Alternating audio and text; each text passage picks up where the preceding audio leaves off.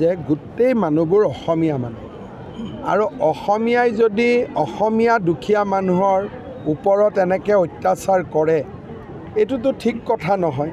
সেইকাৰণে অফিচাৰখিনিক মই বাৰে বাৰে য'তেই লগ পাওঁ তাতেই মই অনুৰোধ কৰোঁ যাতে দুৰ্নীতি নাথাকে, চৰকাৰে উপযুক্ত সহায়ো কৰে, দৰমহা পাতিও ভাল দিয়ে, দুৰ্নীতি কৰাৰ কোনো দৰকাৰ নাথাকে।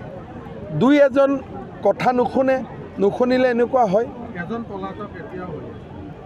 মই ইমান দূৰলৈকে যোৱা নাই, কিন্তু নিশ্চয় ভিজিলেন্সে যি ব্যৱস্থা ল'ব লাগে ল'ব। যে গোটেই মানুহবোৰ অসমীয়া মানুহ আৰু অসমীয়াই যদি অসমীয়া দুখীয়া মানুহৰ ওপৰত এনেকৈ অত্যাচাৰ কৰে এইটোতো ঠিক কথা নহয়।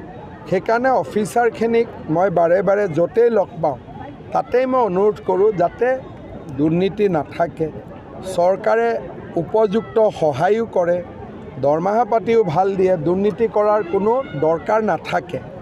দুই এজন কথা নুশুনিলে এনেকুৱা হয়। মই ইমান দূৰলৈকে যোৱা নাই, কিন্তু নিশ্চয় ভিজিলেন্সে যি ব্যৱস্থা ল'ব লাগে ল'ব। যে গোটেই মানুহবোৰ অসমীয়া মানুহ আৰু অসমীয়াই যদি অসমীয়া দুখীয়া মানুহৰ ওপৰত এনেকৈ অত্যাচাৰ কৰে এইটোতো ঠিক কথা নহয়। সেইকাৰণে অফিচাৰখিনিক মই বাৰে বাৰে য'তেই লগ পাওঁ তাতেই মই অনুৰোধ কৰোঁ যাতে দুৰ্নীতি নাথাকে, চৰকাৰে উপযুক্ত সহায়ো কৰে, দৰমহা পাতিও ভাল দিয়ে, দুৰ্নীতি কৰাৰ কোনো দৰকাৰ নাথাকে। দুই এজন কথা নুশুনিলে এনেকুৱা হয়।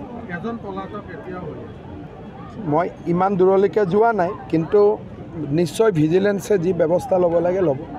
যে গোটেই মানুহবোৰ অসমীয়া মানুহ আৰু অসমীয়াই যদি অসমীয়া দুখীয়া মানুহৰ ওপৰত এনেকৈ অত্যাচাৰ কৰে এইটোতো ঠিক কথা নহয়। সেইকাৰণে অফিচাৰখিনিক মই বাৰে বাৰে য'তেই লগ পাওঁ তাতেই মই অনুৰোধ কৰোঁ যাতে দুৰ্নীতি নাথাকে, চৰকাৰে উপযুক্ত সহায়ো কৰে, দৰমহা পাতিও ভাল দিয়ে, দুৰ্নীতি কৰাৰ কোনো দৰকাৰ নাথাকে। দুই এজন কথা নুশুনিলে এনেকুৱা হয়। মই ইমান দূৰলৈকে যোৱা নাই, কিন্তু নিশ্চয় ভিজিলেন্সে যি ব্যৱস্থা ল'ব লাগে ল'ব। যে গোটেই মানুহবোৰ অসমীয়া মানুহ আৰু অসমীয়াই যদি অসমীয়া দুখীয়া মানুহৰ ওপৰত এনেকৈ অত্যাচাৰ কৰে এইটোতো ঠিক কথা নহয়।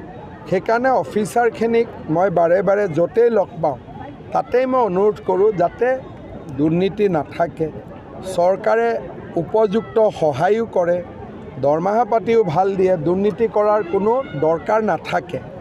দুই এজন কথা নুশুনিলে এনেকুৱা হয়। মই ইমান দূৰলৈকে যোৱা নাই, কিন্তু নিশ্চয় ভিজিলেন্সে যি ব্যৱস্থা ল'ব লাগে ল'ব।